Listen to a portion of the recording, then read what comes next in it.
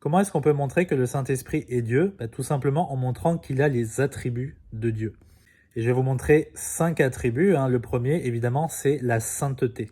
Et oui, ce n'est pas pour rien qu'il est appelé le Saint-Esprit. On trouve plus de 90 mentions dans la Bible du fait qu'il est saint.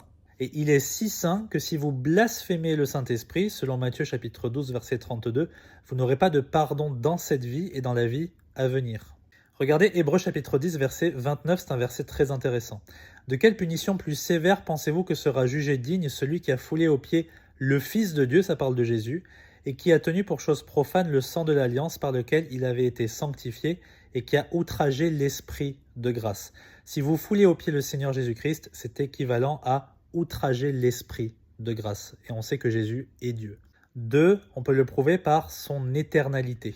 En Jean 14, 16, Jésus nous dit « Et je prierai le Père qui vous donnera un autre consolateur afin qu'il demeure avec vous pour toujours. » Hébreux 9, 14, qui est un magnifique verset. « Combien plus le sang de Christ qui par l'Esprit éternel s'est lui-même offert à Dieu sans tache, purifiera-t-il votre conscience des œuvres mortes pour servir le Dieu vivant ?» Ensuite, le Saint-Esprit, point numéro 3, il est omniprésent. Regardez ce qu'écrit David au psaume 139, versets 7 et 8. « Où irai-je loin de ton esprit et où fuirai-je loin de ta face? Si je monte au ciel, tu y es. Si je fais mon lit en enfer, voilà, tu y es. » Le Saint-Esprit est omniprésent. Point numéro 4, il est omnipotent. Vous savez que dans la Bible, on attribue l'œuvre de la création non seulement au Père et au Fils, mais aussi au Saint-Esprit. Il a cette puissance créatrice. Et il peut créer les êtres humains. Regardez ce qui est écrit en Job 33, 4. C'est l'Esprit de Dieu qui m'a fait, c'est le souffle du Tout-Puissant qui m'a donné la vie. Psaume 104, verset 30.